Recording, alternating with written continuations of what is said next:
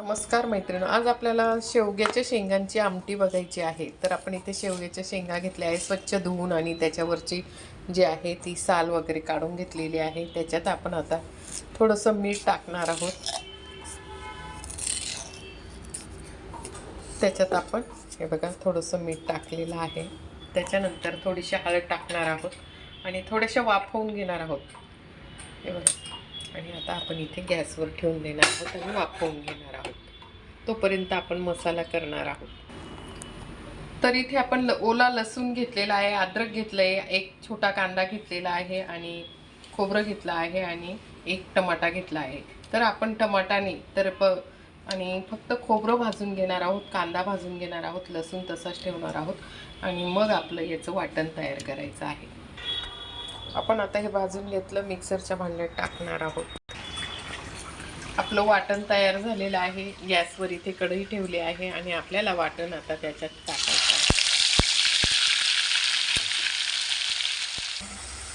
जोपर्यंत तेल सुटत नाही तोपर्यंत आपण इथे हा मसाला छान परतून घेणार आहोत.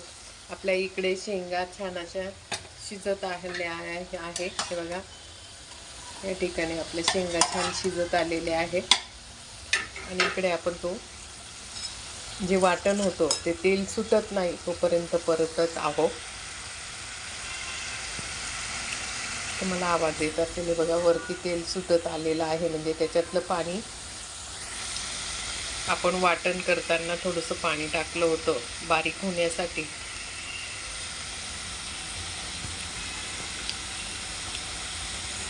बघा, आपण इथे काळा मसाला, लाल मसाला आणि हळद, आपल्याला जे आवडतील ते मसाले आहे. तुम्ही गरम मसाला सुद्धा टाकू शकता. तरी ह्याच्यात आता आपल्याला बघा अशा पद्धतीने तेल सुटलं आहे. आता आपण मसाले परतून घेणार आहोत. या ठिकाणी असे थोडेसे मसाले परतून घेणार आहोत.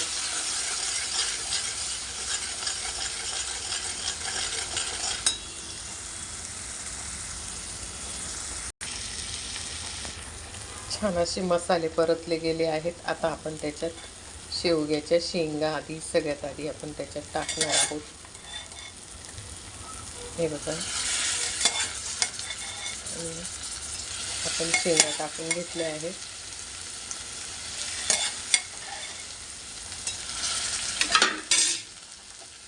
आणि परतून घेणार आहोत.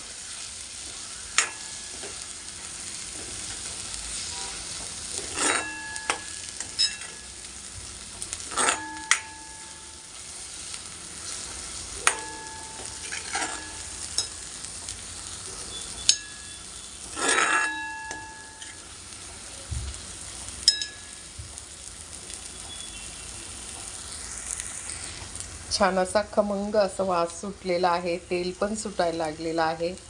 आणि तुम्हाला वाटलं तर ह्या अशा पद्धतीने सुद्धा तुम्ही शेवग्याच्या शेंगाची भाजी खाऊ शकतात. आणि पण मला थोडी आमटी करायची होती, त्याच्यामुळे मी इकडे जे उरलेलं शेवग्याच्या शेंगांचं जे पाणी आहे ते आपण याच्यात थोडंसं टाकणार आहोत. बघा,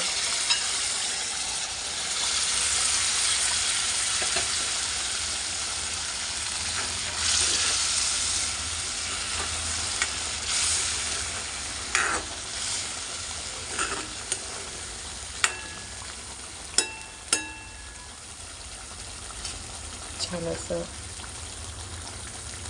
त्याला आपल्याला अजून थोडा रस्सा पाहिजे आहे, त्याच्यासाठी आपण इथे अजून थोडं पाणी टाकणार आहोत.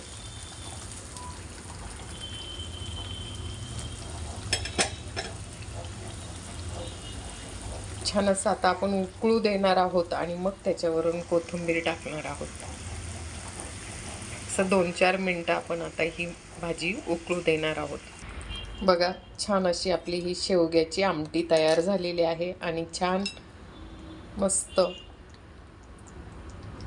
आणि आपण त्याच्यात शिजतानाच थोडं मीठ टाकलेलं होतं, त्याच्यामुळे नंतर मीठ टाकलेलं नाही आहे. छान. तुम्हाला जर माझा व्हिडिओ आवडला असेल तर माझ्या चॅनलला सबस्क्राईब करा, लाईक करा आणि शेअर करा. छान अशी सोप्या पद्धतीची शेवग्याची आमटी आपली तयार झालेली आहे. बघा, खूप सुंदर असं हे आलेली आहे. नक्कीच तुम्हाला माझा हा व्हिडिओ आवडला असेल तर लाईक सबस्क्राईब झालंच पाहिजे. असं छान झटपट अशी ही शेवग्याची आमटी.